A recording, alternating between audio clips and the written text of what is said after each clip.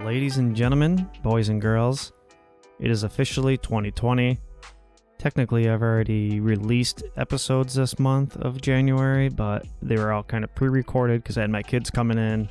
And so this is officially like my fresh, new, first recorded and edited episode of 2020. And I am super pumped for the future of Room 9 and everything that's happening in here and with us. So it's really cool. Really exciting things are happening. To really start this episode off, I just have to thank each and every one of you guys who listen to this, because it has been truly an awesome year, and it really didn't, at least monetarily, it hasn't been something to write home about, but it's been super encouraging, all the support I have. And I was just kind of going through all my finances, and I literally have had over $3,500 of donations, which probably doesn't seem like a ton to a lot of people, but it's kind of awesome because I recorded 2 episodes out on pass in my rehab. So this is young. I'm going on 2 years of sobriety. This thing is just keeping me so excited for life and so excited for living. And I'm just excited to share this with everybody, and just how much growth is happening now, from the grant to people just supporting us at Room 9. Couple of shout outs here. If there are a lot of people who've supported me financially, if I forget your name, I apologize. It's just kind of off the top of my head, but Kelly and the Thompsons and Natalie, my parents, my sister, Lisa, a lady I met through working at Save the Michaels. She's an awesome supporter. So many people from Save the Michaels who volunteer there who've just been awesome to me. And, Sydney and the associate CEO of Spectrum, and Constantino, the CEO of Horizon Health, Regano, the CEO of Evergreen. Just so many awesome people supporting me and keeping me going. And of course, out of everybody, Christine, my extremely biggest support system, hands down. A lot of this would just never have been possible without her, and I'm so thankful to still have her involved in my life. And it was just awesome. So 2020 was great. I got an $11,000 grant. I was featured in Podcast Business Journal. And just so many awesome things happened. And I'm super pumped to get 2020 going. So I have 3 words for 2020 that I'm just going to really live by, and that's content, discipline, and generate. I want to produce content consistently, more often, and now that's including video content. More on that in a second. Discipline. Not that I haven't been disciplined, because I've worked my ass off this past year, but it's been chaotic discipline. I've been all over the place, like doing this and then doing this. So I really want to get disciplined in my scheduling of how I work is a big one for this year. And then also I obviously need to eat. I need to pay bills and all of that jazz. So I need to start producing more of a consistent income. But other than that, I am super pumped, man. I am super pumped. I don't know about you guys, but 2020's here. It's a fresh start. Videography is happening now. I'm starting this mini documentary, little 2.5-minute video thing with Evergreen Health. So I'm excited about that. I got my good buddy Dave Riffle on board, helping out. So it's really awesome. So you're going to start seeing a lot of updates for the website and everything else. Things are changing. I'm a little bit behind. Had the kids in for 10 days, but I'm working my ass off to get caught up. But anyway, I'm just going to get into it. And this episode, I sit down with the district attorney of Erie County, John Flynn. And this kind of came as a surprise, this episode.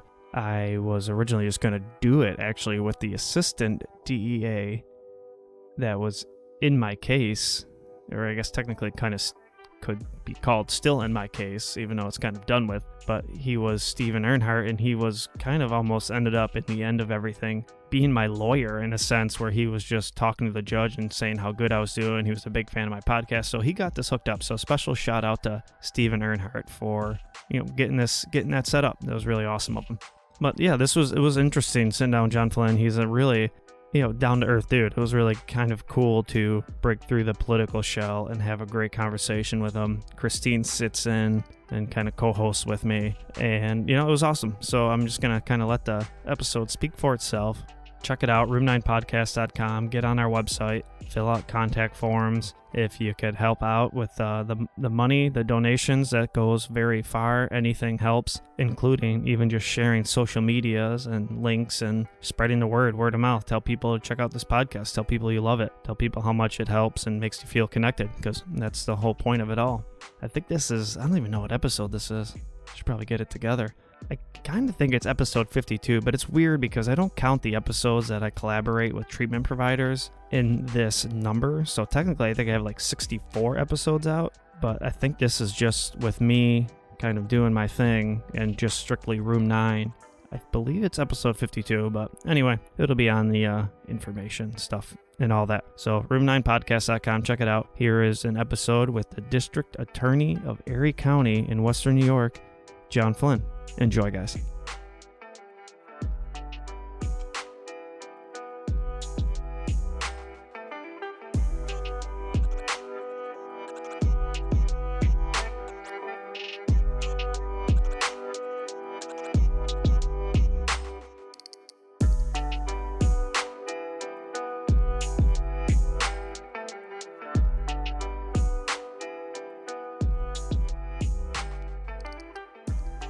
All right, John, well, thank you for joining me. No problem, I did Sean. not know it was going to be, originally I thought it was going to be Steve, your assistant district attorney there. And then she emailed me. She's like, oh, just the FYI, you're going to be doing this with John Flynn. So that was actually an awesome surprise. So, but thanks for, I know you're busy. Oh, no problem at all. Obviously. It's and my pleasure. I appreciate you sitting down with us. And then I have my co-host in life over here. But also for this episode, Christine, who has been a big part and has been my number one supporter through all of this mess and journey, which I think is a huge piece to the puzzle of getting people back to, in quotes, normal, society and into life, is the family and support. And I've been very blessed with that. So as I kind of told you coming into this, I really love it. My podcast to be an opportunity for people to kind of, get to know the personalities of the people who are either have struggled personally with substance use and mental health, or who have family members or who work to serve and help those people. And obviously you're one of those that really has been around as things have really gotten bad, especially with the opiate crisis and everything. And you have done a lot of things since you've been in office to really help that out. So I would love to touch base on a lot of that. But I guess really quick, kind of give me a rundown of, if I'm not going to lie, I'm not very much well into politics. Okay. So other than the research I've done over the last few weeks on you, I don't know a ton about you, but kind of give me a rundown how you got into this position and what made you kind of want to be in the position. Well, I fortunately had the ability growing up as a child to see this office firsthand. My uncle, my mother's older brother, was in fact the district attorney of Erie County back in the 70s. Oh, really? Okay. Yeah. Ed Cosgrove, who's still alive today. My uncle Ed is a practicing attorney here in Buffalo. He was the district attorney from 1974 to 1982. And so I remember working on his campaign in 1973 when he ran, just, handing out flyers and doing stuff. I was 7 years old. And so I obviously, at an early age, got a taste of politics. I got a taste especially of this office and the importance of this office and the power of this office. The power in the sense of what I believe politics should be about and what public service should be about, and that is helping your fellow man and woman. Mm-hmm. That's really what public service to me is all about, and that's why I got involved in politics. And like I said, I recognized early on, even as a child, I recognized just by being at the dinner table and being at different family events with my uncle, the power of this office and the ability of the person who was the district attorney to help people's lives. And so I obviously was interested in politics from a young age. My father was also an attorney. He ran for office for state senate when I was like 1 or 2 years old, but then he never ran again and just maintained a law practice throughout my childhood growing up. But I knew I wanted to be a lawyer. I knew I wanted to get into politics someday from a very young age. I went to college where I studied political science. I didn't want to go in the law school right away after college, so I took some time off and I went in the Navy. I joined the Navy. I served on a warship out of San Diego, California for a number of years. And then I came back home to Buffalo, went to UB Law School, and I still stayed in the Navy in the reserves during law school. And then when I graduated law school, I went back in the Navy on active duty and became a Navy lawyer. I did that for about 5 years on active duty.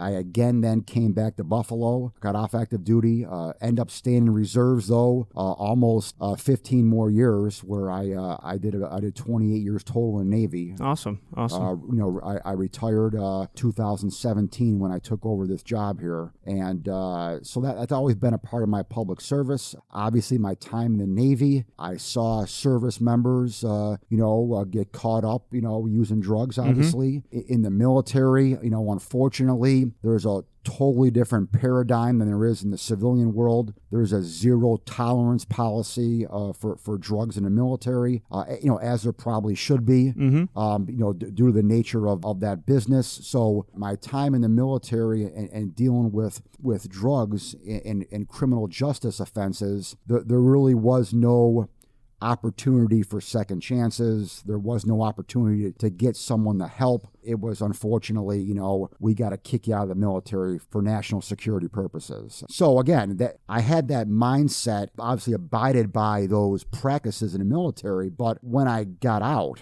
and I got back into the civilian life, I realized that within the criminal justice system, and especially when it comes to drug use, that we can't have a zero tolerance policy. We have to have a different policy, and I think I've incorporated that as my time as DA. When I got out of the military and for the second time and came back to Buffalo was 2001, it was kind of ironic how your life takes a certain path. I got off active duty and came back to Buffalo in June of 2001. Which was 3 months before 9/11. If I would have been on active duty on 9/11, I would have never got out. And I wouldn't be sitting here today probably. I would have been a career, I would have stayed in for forever probably, because I obviously wasn't going to get out at 9/11 if I was on active duty then. As life has its different paths for you, I was already out, and I was here in this office. I started in this office in 2001. I served for a number of years in this office, mainly as a homicide prosecutor. Okay. I then left the office, went into private practice. I wanted to maintain my commitment to public service. I stayed in the reserves the whole time, but I first ran for public office in 2003. I ran for a town councilman in Tonawanda, where I live. In Tonawanda, all right. Town of Tonawanda. I ran for the town board there, was elected as a councilman in 2003. Served for a number of years there. And then there was an opening. The town judge in Tonawanda, who was Judge Caruso, he got appointed to the New York State Supreme Court in 2006. And so there was a vacancy now on the town bench in the town of Tonawanda. And I was appointed to that vacancy in 2006. I had to run for that position in 2007. I was fortunate to win that election, and then I served as town judge up until 2010. So I served for 4 years as town judge in Tonawanda, and I was also appointed an acting Buffalo City Court judge as well in 2000. While you're in Tonawanda yes, still? Okay. Because town judges could serve as acting Buffalo City Court judges. So I was appointed that in 2007. So I had the unique perspective, and a lot of judges don't get this, especially judges on the lower level courts. You're either a Buffalo City Court judge or you're a town judge. Mm-hmm. I had the unique perspective and opportunity to be both. And I saw firsthand the ills criminally in the city and those in the suburbs.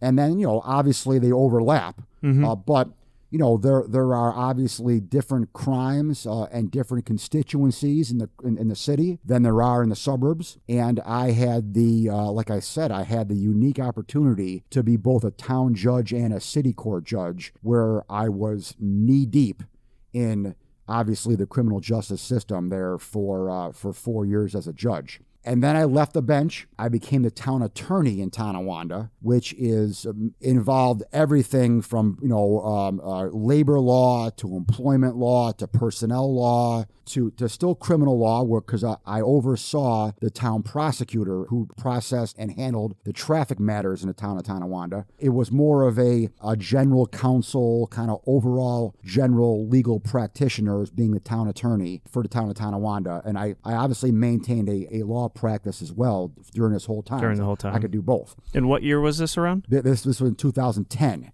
Okay. And so, what was the substance use looking like at that point? Because I feel like that's around the time where it really started to take off. It was starting up. It was just percolating then. It really kicked into high gear, unfortunately. That's a bad term to use. It's an accurate term, unfortunately. Yep. It really kicked into high gear around 2013, 2014, 2015, which were my last 3 years as a town attorney in Tonawanda. I ran for district attorney in 2016. Okay. And that was the height in 2016. Yep. And so I was fortunately elected in 2016, and I took over on January 1st of 2017. As DA. And then once I became DA, then all my side jobs stopped. I mean, at one point I had 5 jobs at one point there. And around 2009 there, I had 5 jobs at one point. I was teaching at Buff State. I had a law practice. I was in the Navy Reserves. I was a town judge. And I was an acting Buffalo City Court judge. So I had 5 jobs. I got 5 kids too. So I had a job for each kid. But once I became the district attorney, then obviously I'm not allowed to practice law on the side. I'm not allowed to have any kind of side government job. So I would have been allowed to still serve in the Navy Reserves, but the chances of me having to be deployed and getting recalled to active duty from the reserves, if that ever would have happened, then I would have had to give up my job as DA. I was going to ask, so then you just have to kind of walk away from this. I would have had to walk away from this. Okay. Because, if you get recalled for a year, let's say in Afghanistan or Iraq, they're not going to keep my job here waiting for me. Yep. So, obviously I couldn't take that chance, but, I had 28 years in, it was time to go. It was time to move on to a different thing. And so this is obviously a full-time job, to say the least. Even though, I have the ability to juggle a lot of things. I felt that the residents and the citizens of Erie County deserved my 100% attention and my 110% commitment, and that's what I've given them since January 1st. Yeah, that's great. As I kind of stated before we started here, a lot of people have this idea of the DA are the bad people and they just want to lock people up. And I mean, I can't lie. That was kind of always my kind of closed-minded thinking in the beginning of my journey, throughout all of this. And I really have, as I told you, those are usually the people who are trying to get over on somebody, who are, dealing with the legal system and trying to skip out on this and not doing what they're supposed to be doing, that have that mindset. So I really have, as I shared with you, I really have enjoyed my experience with, Steve Earnhardt and being the DA, and he's on the other side of it. Yep. Watching, kind of supposed to be against me with, I guess, for lack of a better term, but, he's really has done a great job. And my whole mindset has changed a lot too with how everything works around here. And I think it's been an awesome experience thus far, if I had to go through it anyway. Well, yeah, there's always been this perception. And, a lot of DAs across the country have, quite frankly, they've been elected with this perception. And that perception has been of being, law and order, tough on crime. Quite frankly, in a lot of races, DA's races, and in a lot of communities across the country, that's what the voters want to hear. They want to hear that you are tough on crime, that you're law and order, that you are going to lock away the bad guys. That has been a theme, not just for DAs, but for sheriffs, quite frankly, who have to run for election. Most police chiefs and police commissioners across the country, certainly here in New York State and here in Buffalo, they're all appointed. All the police chiefs of the towns and villages here in Erie County, they are all appointed by the local government. The police commissioner here in Buffalo was appointed by the mayor. That's the way it is across the country as well. But sheriffs are not. Sheriffs are elected by the county residents. DAs are elected by, now, again, across the country, it's not all counties, all right? Now, in New York, it's by county. It's by county in New York. And in a majority of the states, it's by county. But there are states in the country, like Florida, for example, where there are judicial districts. And the judicial district, a lot of times, encompasses more than one county. So there'll be multiple counties that are in a district, and the DA runs in that district. Now, they're all elected, though. There's no DAs across the country who are appointed, all right? They're all elected. And the same with sheriffs. There are no appointed sheriffs in the country. They're all elected. So when you're a DA and when you're a sheriff, quite frankly, over the course of the last, 200 years that we've had this country, it's behooved you to run on that platform of the law and order, tough on crime, law and order. And so, listen here, I'm not going to lie to you, all right? There's obviously a certain component to that when I ran in 2016. Obviously, I want to, my number one goal as the DA is to keep the streets safe. I want to keep the community safe. All right, that's my number one goal. And so part of that goal, obviously, in order to keep the streets safe, I have to put the bad people in jail.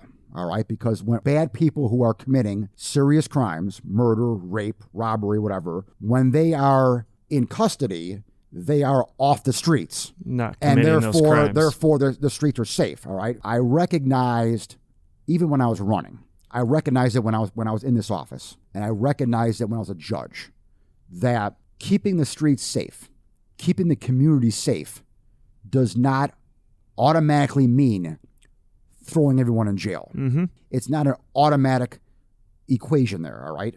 Yes, you have to put people who commit murder in jail and serious violent felons in jail. But in Erie County, there are approximately 30,000 cases that I handle a year, all right? And of those 30,000 cases, approximately 7,000 are felonies. 23,000 are misdemeanors. Okay, Yep. So the overwhelming majority of my cases, 23,000 out of 30,000, all right, overwhelming majority of my cases are low-level, non-violent crimes that are misdemeanors. And so those cases, those individuals do not belong in jail, okay? So if you're not going to put them in jail, then you got to figure out how to handle their case. Mm-hmm. I learned early on as a judge, and I've incorporated this as DA, that in order to keep them out of jail and to keep them from committing crimes in the future, we need to help them. Mm-hmm. We need to find ways to get them back on the right path in life. That's a major component of my job. And it's a component of my job that, again, you're right, the public really doesn't realize that. Mm-hmm. And the public doesn't have that perception. Now, I've tried to change that now in 3 years, and doing stuff like this right here hopefully changes Helps. that perception. Yep. But there is still that law and order, tough on crime, overall general perception that's out there that, there's some validity to that, obviously, but obviously I want the public to recognize, and anyone who's listening to this podcast right now, recognize that that's not what the DEA is all about. It's not just about that. And I think substance use has really kind of shown that in a lot of cases that, just locking somebody up for having an issue with addiction or mental health is, not doing anybody any good. And to be honest, that kind of steers people away from really even changing. When you get locked up, you walk right back out. When I was in jail, I experienced it. I seen it. People took off and ran, and it's just crazy how the whole opiate crisis has really changed things and how we look at things, because that's a huge thing. And I've been working with a lot of treatment providers in Erie County. And I have found that, a lot of even people I was in rehab with, those people just think treatment providers can do whatever they want. And there's just always a stigma that they have about providers, or that they have about the law and the DA, and how we just want to lock people up. So I've kind of always felt that was a little bit of what I wanted to do, is be that bridge of communication between people like where I was, who are just in rehab and who are stuck, and then that communication to the providers. And obviously talking with people like you, it's a huge help, because those are the people who listen to my podcast. Are a lot of our family members and a lot of people who have suffered through addiction issues. So I think it's huge, to hear you say it and the words come out of your mouth, I think is a huge thing. As far as I looked at the numbers, the opiate crisis is not, the opiate use is not slowing down too much. No, I mean, it's not. I think that you're, a couple things. First of all, I think what you're doing right now here is definitely building that bridge of communication. There's no doubt about it. And I think you also made a very astute comment there that the opioid crisis has changed the narrative. Mm-hmm. And that is an extremely, as I said, astute observation, because we as a society have had two major drug crises in the last 40 years that has touched our society. We had a heroin epidemic in this country back in the 70s that came out of the 60s movement. It started to percolate in the late 60s and then came to fruition in the early 70s. And we had a heroin problem in this country. Now, the problem was mainly in the inner cities. Mm-hmm. It was mainly in the urban centers of this country, and it mainly affected the African-American population of our societies. And unfortunately, as a society, our answer back then was to lock them all up. Lock them all up, throw away the key. That was the answer of law enforcement and, quite frankly, of our society. Because, again, law enforcement is a reflection of society. Mm. And so that was our answer. 10 years later, we had another problem in this country. We had a crack cocaine problem that came to a head in the mid-'80s. Mm-hmm. And was a problem for over a decade going into the early 90s of this country. And again, that crack cocaine epidemic mainly affected the inner cities of this country. It mainly affected African-American communities of our inner cities in this country. And what was society's response to that? The same thing. Lock them up. Now, unfortunately, the lock 'em up mentality, in my opinion, had some validity in the sense of a spinoff that we saw from the crack cocaine epidemic, which was the spinoff of that was the significant number of homicides that occurred in our society as a result of the crack cocaine epidemic. This was a time when you saw street gangs like the Bloods and the Crips come to their height of power back in the 80s and early 90s. And street gangs across the country, again, mainly in the inner cities, were leading to a significant increase in the number of murders taking place throughout the country. And obviously, you have to lock up the murderers, okay? You have to punish those who are committing the most dangerous crime of all, which is murder, all right? So, and I disagree with the initial lock every drug user up, everyone found guilty of possession of crack cocaine, and lock all them up and throw away the key. I disagree with that, but I do agree with locking up those who committed murder because of this epidemic. You got to look at it from the whole spectrum here, okay? But from a societal spectrum as far as the drug user is concerned, the individual who got hooked on crack cocaine, just like those who got hooked on heroin 20 years earlier, society responded with lock 'em all up. Now, like you said, when we hit the opioid crisis, the high mark in 2015, 2016. Fortunately, we as a society learned our lesson. And we as a society said that we can't lock them all up. We can't incarcerate our way out of this problem. We have to treat this as a public health crisis and not as a criminal justice crisis. And I commend society for that. I commend society for changing their perspectives on this and changing the way they view this. Now, there are some out there, and perhaps rightfully so, who take the position that, well, the only reason why we as a society have changed our tune on this is because the opioid crisis isn't affecting the inner city. The opioid crisis, suburbs. The opioid crisis hasn't affected the African American community.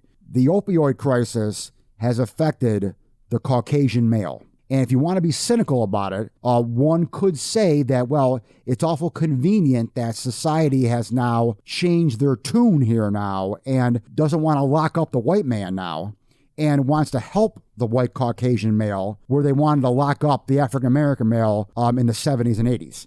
And you know what? I can't argue with that, quite frankly. My only comeback to that is to say, you know what? I agree with that, with what we did in the 70s and 80s. And I say to people that we have to learn from our mistakes, that we all have to learn, society, we have to learn from our mistakes, and we can't just say, well, you know what, we did this in the 70s and 80s, and to be fair, we got to lock up all the opioid users now, okay? You know, two wrongs don't make a right. Mm-hmm. And so we have to learn from our mistakes, and we have to recognize our past failures, and we have to move forward. And fortunately now, though, we are definitely moving forward. And like you said earlier, we have totally changed the culture, and we've totally changed the mindset of how to deal with this opioid crisis. Yeah, I think it's a huge problem and a huge step in society. I almost look at society as like one giant individual, and just like individuals, you have to learn from your past. You have to learn from the mistakes you make, and as you have to grow and change the way you handle and deal with things. And I think that's a huge thing. And I think so much so that now there's not enough places for people to go into rehabs as quick as you'd like to get them in, and housing becomes an issue, that we've changed our tune so much. It's almost, we have different problems now coming on. How do we get into rehab? I mean, they're just so full, and so many people are going in and out. And even keeping them on the more, the clean side. One of the biggest things in the recovery world is the peer advocacy is coming up. And there's a lot of different things happening around helping people and keeping them from going back and from relapse. And I don't know, like for you, how is the housing situation going? And like, as far as how you guys deal with somebody who has, say, been arrested because of an addiction issue, and they're in jail, and you want to get them in rehab. What does that kind of process look like for you on this side of it? Well, we are very fortunate here in Erie County, quite frankly. I have, I've been the DA now for 3 years. I am on the executive committee, a vice president of both the State of New York District Attorneys Association and the National District Attorneys Association. And so I've been all across the state, and I've been all across the country. And I have talked to numerous folks, DAs from, like I said, across the state and across the country, who have it way worse than we do here in Erie County. As far as the criminal justice world here in Erie County and here in the city of Buffalo, in all my travels across the state and across the country and talking to different people about this issue of rehab and beds for people, the biggest thing that we have done where I see this now up front and close is our opioid court. All right. We here in Buffalo, New York, in Buffalo City Court, we established the first ever in the nation opioid court. Not state, nation. In the nation. In the nation. Yeah, I was dumbfounded when I read that. I was shocked by that. When I took office on January 1st, 2017, a gentleman by the name of Jeff Smith, who was the project coordinator of our diversion programs for the Office of Court Administration here in Western New York. He had obviously seen the opioid epidemic reach its peak in 2015 and 2016. Jeff and others in the community realized that we needed to think outside the box. We needed to do something dramatically different in the criminal justice world on how to deal with folks who were caught up in the system because of their opioid addiction. And so Jeff applied for a grant in the fall of 2016 with the United States Department of Justice. And the grant was basically a pitch to the Department of Justice in D.C. to establish an opioid court, which would be different from our drug courts. Now, Buffalo was one of the first cities in the country to also start a drug court back in the early 90s.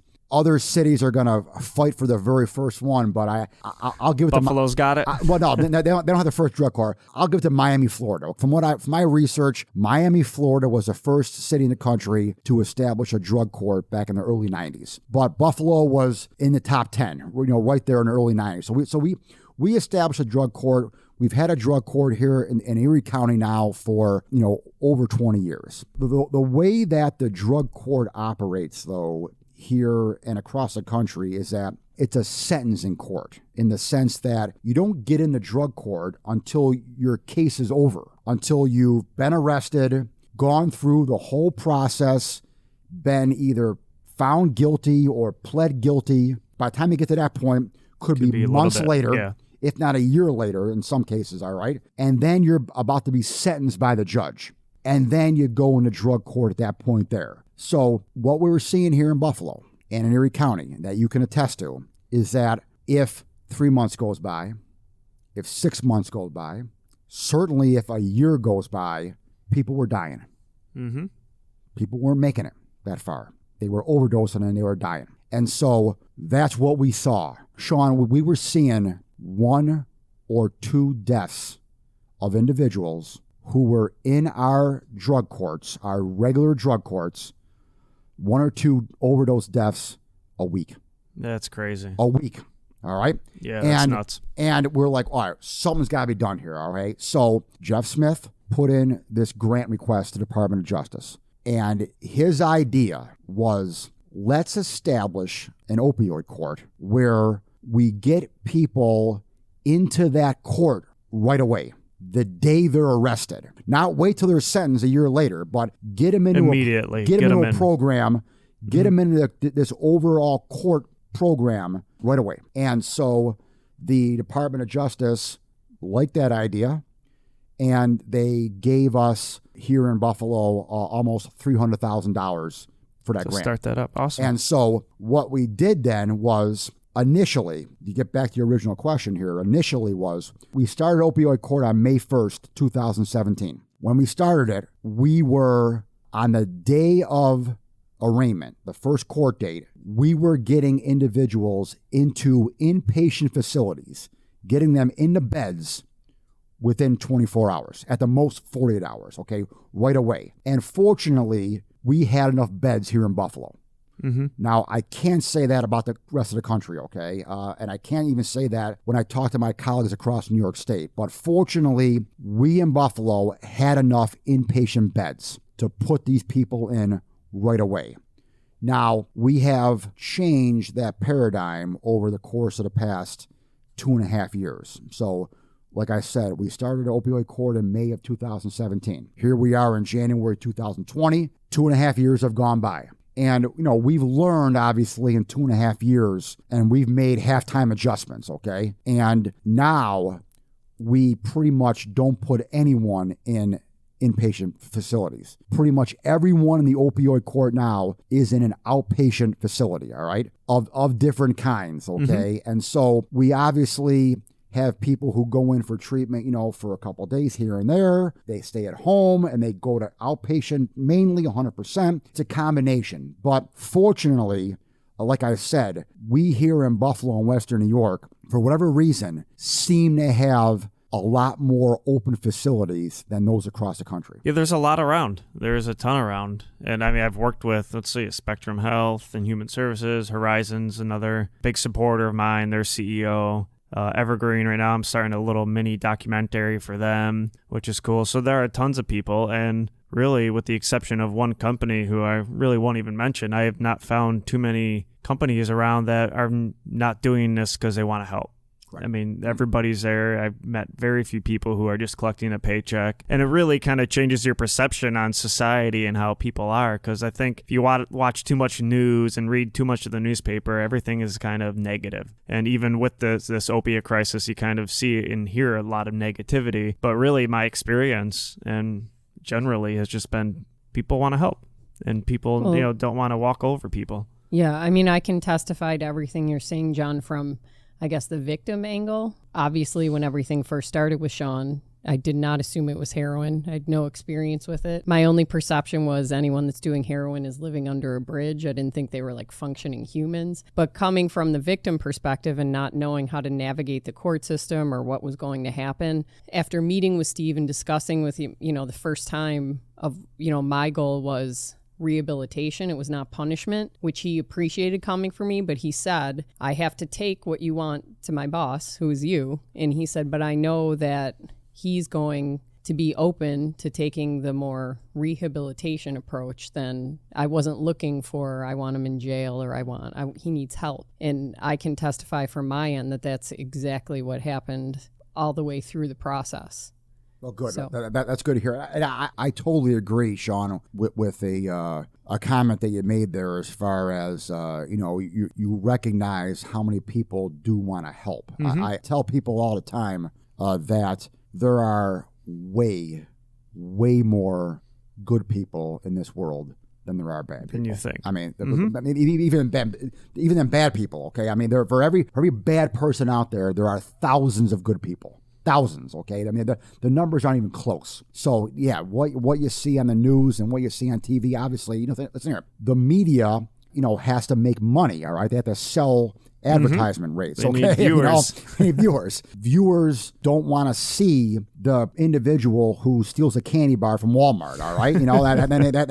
That's not sexy. The viewers want to see the homicides, and so that's what gets played on the TV, all the bad stuff. But there are, Christine, as you said, there are just, in the court system every day, there are just hundreds of cases that don't get on TV, that don't get on the radio, get no media coverage at all, but where people are helping other people out. Mm-hmm. And I'll go back to the opioid court. When someone asks me, what is the greatest success story regarding the opioid court in 2.5 years that it's been in existence for, I don't blink an eye. I tell them just right away that when we were seeing one or two a week in our drug courts dying, all right, of overdose deaths, when we started the opioid court in May of 2017, we didn't have our first overdose death until December. So awesome. We went 7 months without one overdose death. And that was from 1 or 2 a week to 7 months. Yep. Correct. And then since then, we've had a handful of overdose deaths. While obviously one is too many, our opioid court here in Buffalo, that is now spreading across the state and across the country, is literally saving lives. And Kristen, to me, there's no more better way to help someone, to help a victim, to help society than in saving a life. Mm-hmm. Yeah, I think that's extremely important. I mean, even she was the one who kind of called the cops on me too originally about everything. And when I would tell people that, they'd be like, really, and you still talk with her, you're still with her? And I was like, yeah, I mean, this has been one of the, I always my first blog, one of my favorite blogs, I should say, I wrote is called My Paradoxical Addiction. And I wrote it because it's very interesting to me how I did these messed up things. I stole from her kids. I stole my dead brother and sister's jewelry from my parents and pawned it, and just to get drugs. And I've done all these messed up things, but I wouldn't be becoming this incredibly awesome man who is starting to love himself and have confidence in himself if it wasn't for these messed up things I did. And really to have that support there and just really be ready to help anyone when they're ready to change and be willing to help them is important. Situations like this can really change somebody's life for the better and have meaning if you allow them to. And I think that was huge. And I would say, too, I mean, I'm a very forgiving, caring person, but I would say that was my view of the criminal justice system as well. When Steve and I first sat down, I explained right from the get-go, my intent in involving law enforcement was not punishment. I don't automatically view law enforcement as punishment. I view them there with me as a teacher, as a public servant, helping the public. And I had said, I didn't call the cops for punishment. I called to get help. And that's what I'm looking for the district attorney's office and all of this, is to get Sean help, because I know he's an incredible person And he even said to me, he goes, I just have to tell you, he said, I was looking through Sean's file and kind of thinking the same angle myself. And he's like, it's kind of a breath of fresh air to sit down with you and hear you. He goes, because a lot of the people that we deal with may not have that same perspective, like they're out to get something. But I will say the rehabilitation and using the district attorney's office for help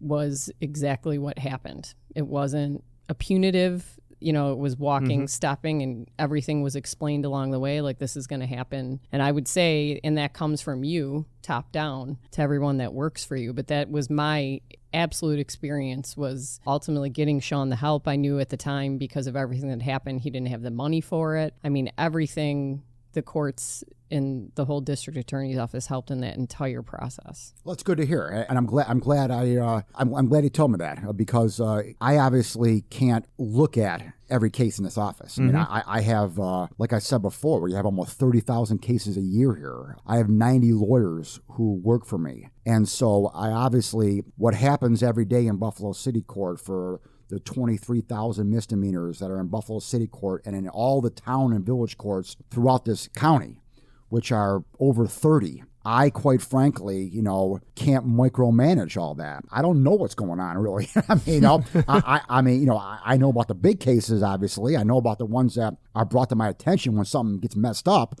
But the hundreds of cases that occur every day, I've got to trust my lawyers to do the right thing. And I have to delegate that authority and that power because it's simply unmanageable. It's not realistic for me to know what happens in every case. And so when I hear that my assistant DAs are practicing, what I'm preaching, that's good to hear. No, that definitely is.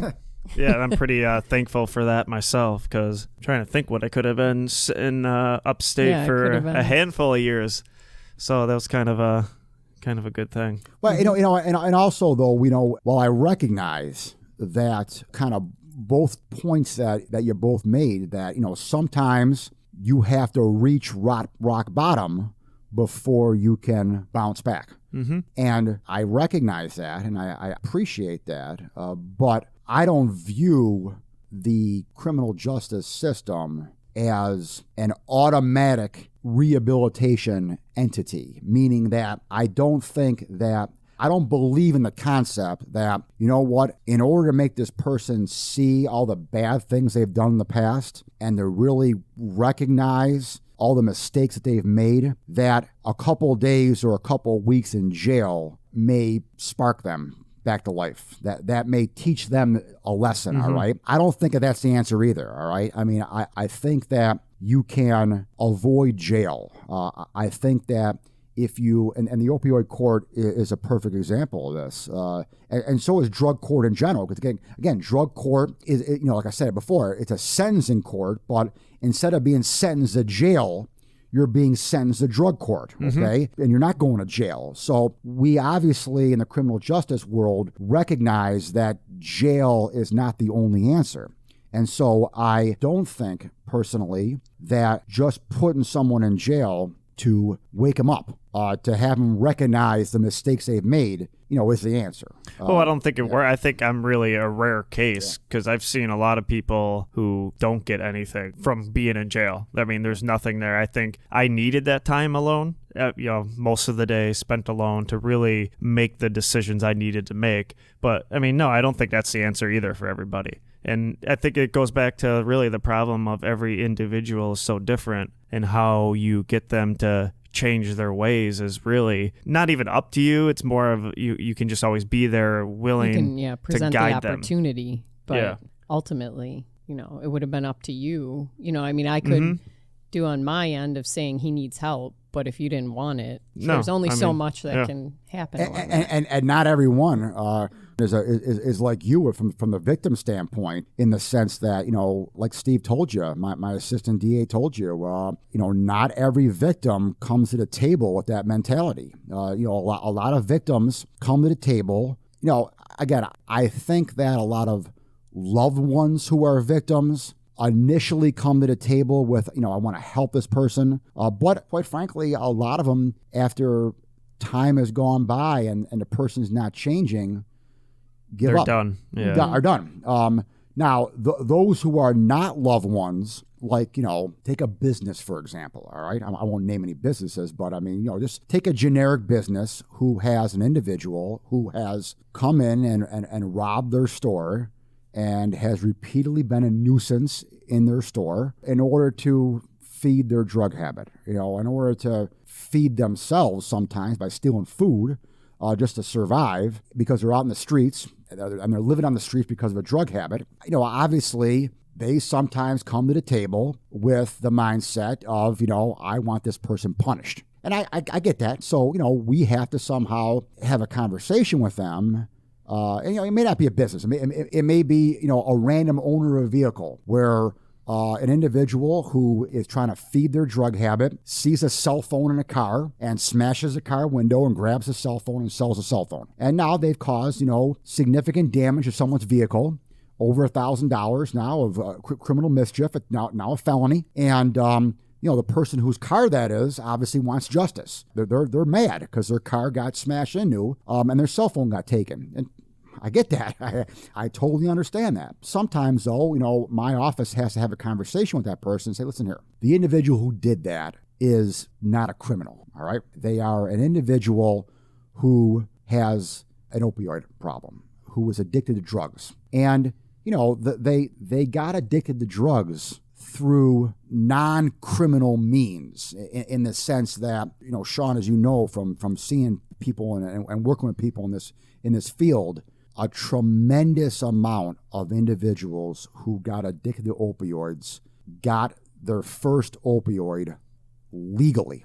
Mm-hmm. They got it legally from a doctor, all right, or from a healthcare provider who gave him morphine or gave him hydrocodone, okay, or Oxycontin, okay, some pain pill after a car accident, after a high school football injury, some everyday normal life occurrence that we all are a part of, okay, and they got their first opioid legally. And for whatever reason, it's spun out of control, and now they've become a criminal. But they're not criminals, okay? They're not criminals. And so I've had my lawyers have had to have that conversation with a lot of people. And like you said, it's a difficult conversation to have. And some victims don't want to hear that conversation. But, you have to have that conversation.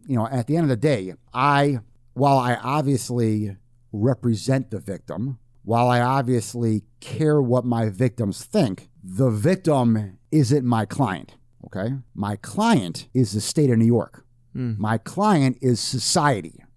And they are my client, okay? On a criminal case, it's not Joe Smith versus Jim Jones, okay?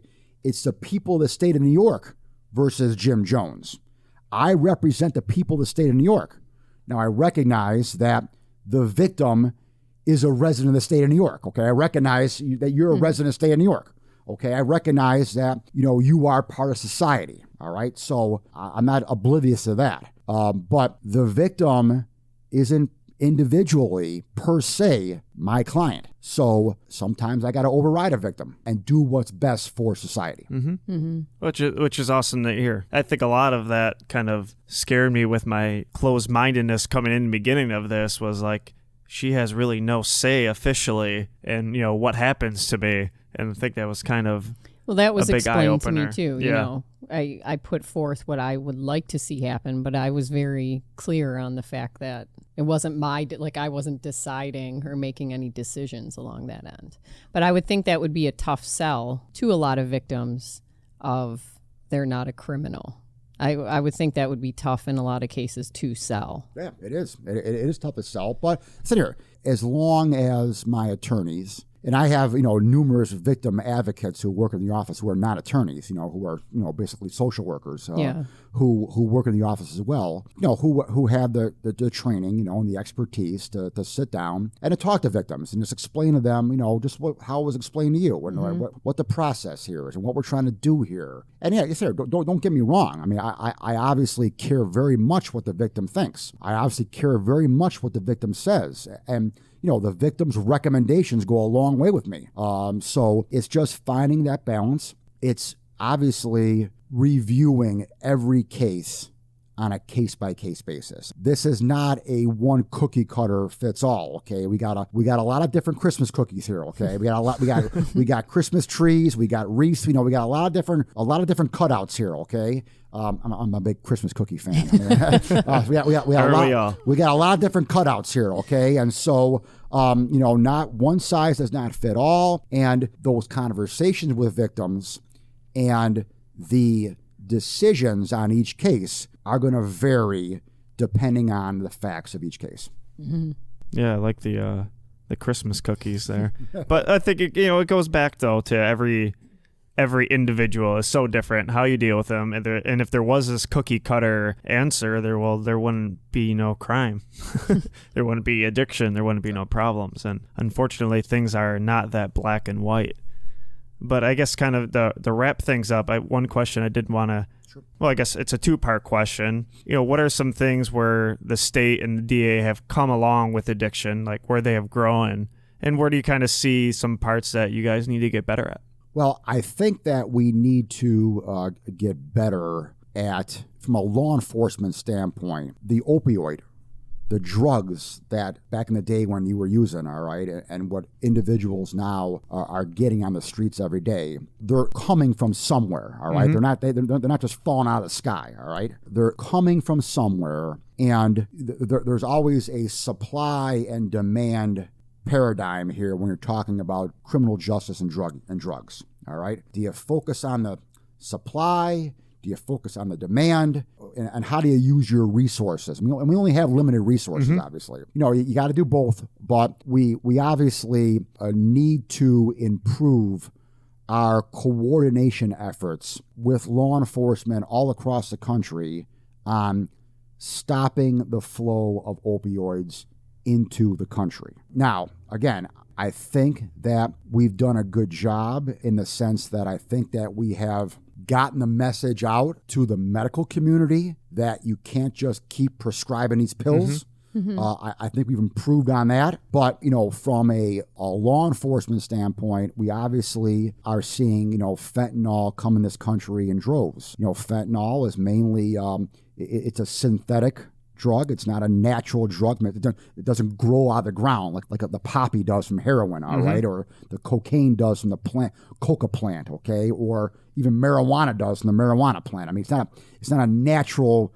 product that comes from the soil, all right? Fentanyl is a synthetic that's mainly made in China and in different parts of the Far East that is now coming into the country through, mainly through Mexico and from Buffalo, from Canada. And so, we need, as law enforcement, need to do a better job and stop it coming in. The pure heroin in and of itself, is, coming in through Mexico and coming in through, South America, mainly through, into the country in the Southwest and coming through Florida. Again, also up north here through Canada. Mm-hmm. And so, we've done a great job here in Western New York where all of our law enforcement partners are together, working together to stop the flow of illegal drugs coming in the country. And so that's always a challenge each and every day, and we gotta continue that. On the demand side, which is the user side of the equation, we just have to be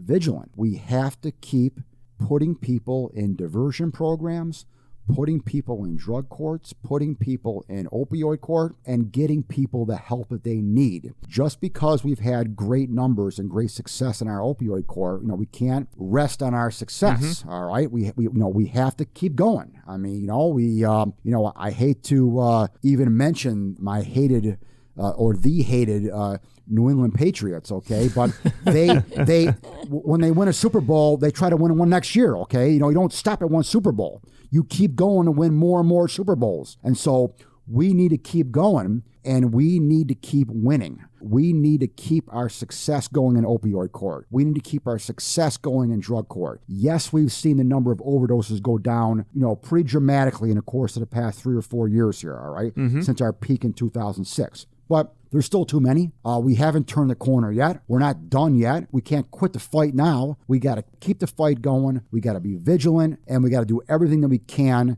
to, again, get people the help that they need, the ones who deserve help, to give people a second, third, fourth, whatever chance to get help on one hand, but on the other hand, put those who are selling this, who are peddling this poison to our citizens, put them in jail. And as I said at the beginning, at the beginning of this podcast, you can do both. And don't let anyone tell you can't do both.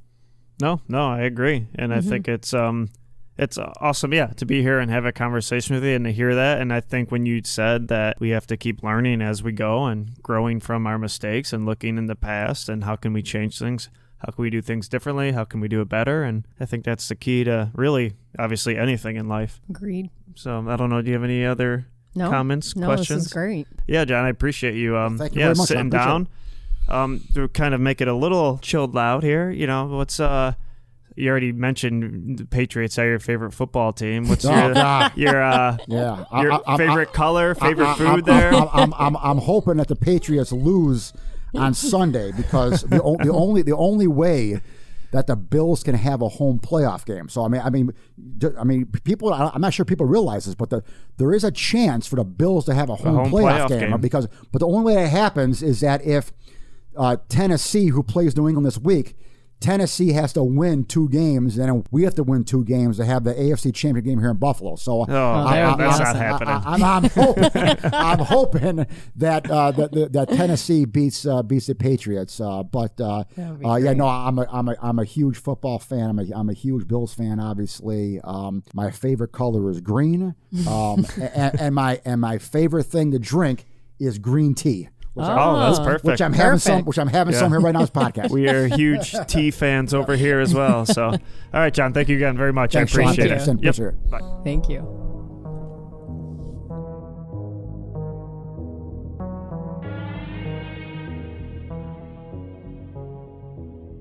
Alrighty. Hope you guys enjoyed that episode. You know what you should do is, if you did enjoy it, like, comment, and share about it on social media, because that would be awesome. But I thought it ended up being pretty cool and a pretty relaxed conversation. And it was, again, unexpected. I didn't think it was even happening. And a few days before, they're like, oh yeah, by the way, you're sitting down with John Flynn. So that was cool. Anyway, I will be talking to you guys next week. Look for more. I'm going back to Mondays. I tried to get away from maybe doing random days, but it's just Mondays from now on again. Every Monday, new episode. We're back on that because the other way did not work. You live, you learn. And that's what life's all about. So much love, and I will be talking to you guys soon. Peace.